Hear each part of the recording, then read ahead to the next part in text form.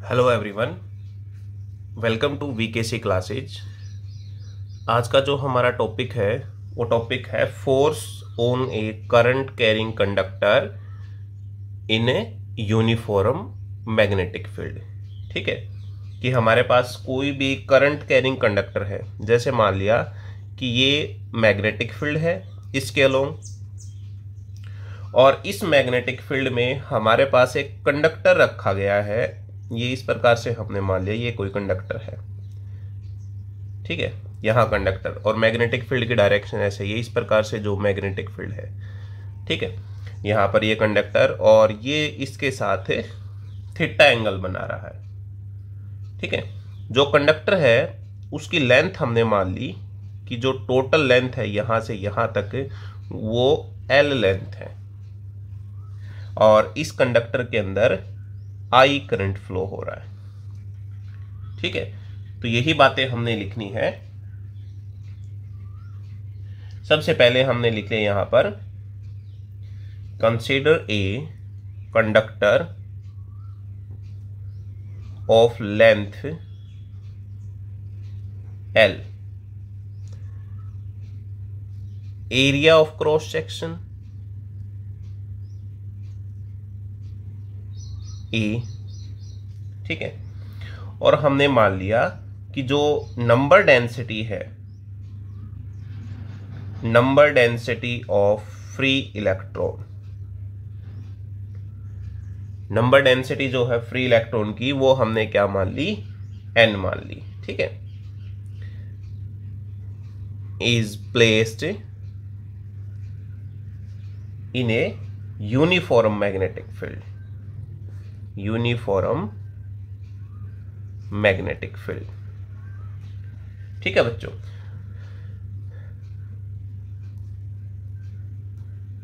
Eight angle theta with direction of magnetic field.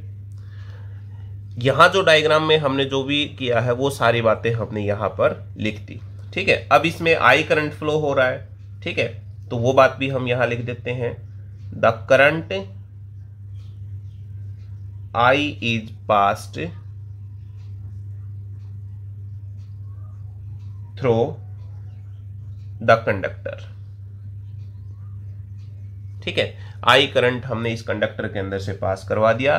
तो अब हम क्या करते हैं, ये जो हमारे पास पूरा जो कंडक्टर है इसमें से एक स्मॉल एलिमेंट हम कंसीडर कर लेते हैं। हम ये मानते हैं कि ये पूरा कंडक्टर छोटे छोटे एलिमेंट में इस प्रकार से, जैसे ये कोई कंडक्टर होगा तो ऐसे ऐसे बहुत सारे एलिमेंट के अंदर डिवाइडेड है, और उनमें से एक एलिमेंट जिसकी लेंथ dl है, ये dl स्मॉल लेंथ हमने ले ली।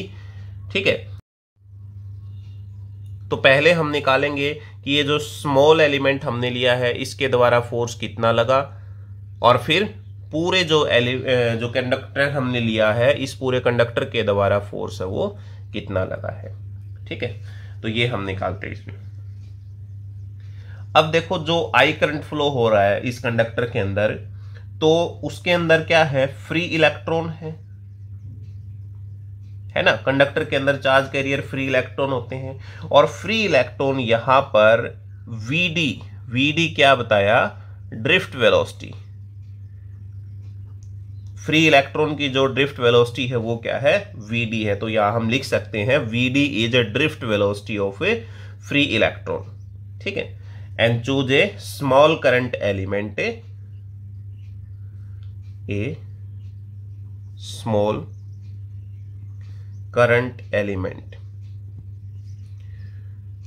Of length dl।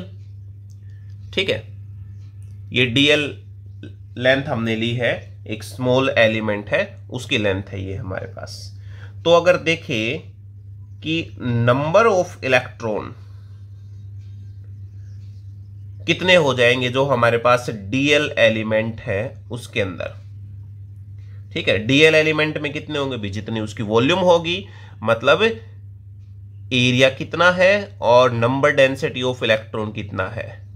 ठीक है, ये हमारे पास क्या हो जाएगी, टोटल वॉल्यूम, क्योंकि एरिया और इनटू में उसकी लेंथ, एरिया और लेंथ बन गई वॉल्यूम, और इनटू में क्या आ गया, n number density of free electron. ठीक है, अब निकालते हैं फोर्स।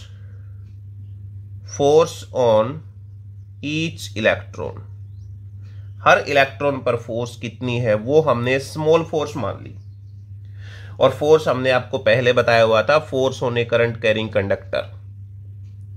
ठीक है, फोर्स हमने पहले निकाला। लोरेंट फोर्स के अंदर जब कोई चार्ज पार्टिकल मैग्नेटिक फील्ड में होता है तो फोर्स लगती है उसके ऊपर Q V B sine theta. Lorentz force में भी आपको बताया गया था।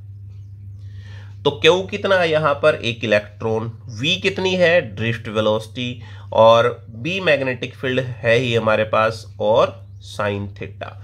ये बन गया हमारे पास। ठीक है, अब निकालते हैं, ये तो हर एक इलेक्ट्रॉन पर निकाल दिया।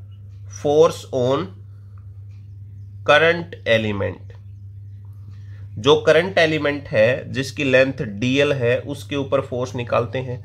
तो फोर्स क्या हो जाएगी उसके ऊपर, स्मॉल df यानी स्मॉल फोर्स हो जाएगी। कितनी हो जाएगी स्मॉल फोर्स हमारे पास से, अब जितनी फोर्स एक इलेक्ट्रॉन के ऊपर है और जितने n नंबर ऑफ हमारे पास इलेक्ट्रॉन है। ठीक है, तो टोटल नंबर ऑफ इलेक्ट्रॉन कितने थे, NaDl, ये हमारे पास थे। ठीक है, अब फोर्स इसके ऊपर लगने लग रही, एक इलेक्ट्रॉन पर फोर्स, तो एक इलेक्ट्रॉन पर फोर्स कितनी थी, F थी, तो हमने F कर दी। F की वैल्यू पुट कर दो यहां पर, DF is equal to NaDl, और यहां क्या आ जाएगा, स्मॉल f की वैल्यू आ जाएगी VdB साइन थीटा। क्लियर है ये बात। ठीक है, चलिए अब देखो बच्चों, जो N, A, E और VD इनको हम इकट्ठा लिख लेते हैं। तो हमारे पास DF किसके इक्वल हो गया, NaE, VD को हमने इकट्ठा लिख लिया। बचा क्या यहां पर, DL, B और साइन थीटा। अगर बच्चों आपको पता हो तो जो सेकंड यूनिट हमने पढ़ी थी उसमें हमारे पास ड्रिफ्ट वेलोसिटी और करंट के बीच में रिलेशन था। ठीक है, VD ड्रिफ्ट वेलोसिटी और करंट में क्या था, VDNEA, ये किसके इक्वल था, I के इक्वल था। ठीक है, ये रिलेशन था ड्रिफ्ट वेलोसिटी और करंट के इक्वल,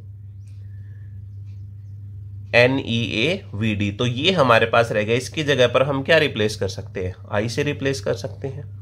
तो यहां पर हमने कर दिया DF इज इक्वल टू, इसको लिख दिया I डॉट DL और B साइन थीटा हो गया।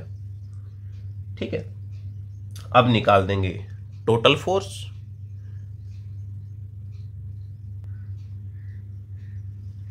यहां से टोटल फोर्स के लिए हमने क्या किया,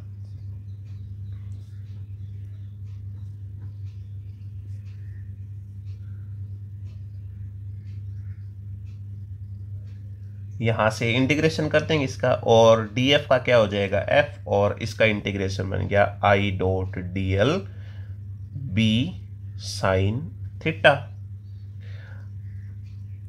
अब देखिए जो कांस्टेंट है उसको हम बाहर ले लेंगे। यहां पर सिर्फ DL वेरिएबल है, बाकी कांस्टेंट है। DL का क्या हो जाएगा, टोटल लेंथ L, तो ये हमारे पास हो जाएगा I L B sine theta. ये हमारे पास क्या आ गई, टोटल फोर्स आ गई।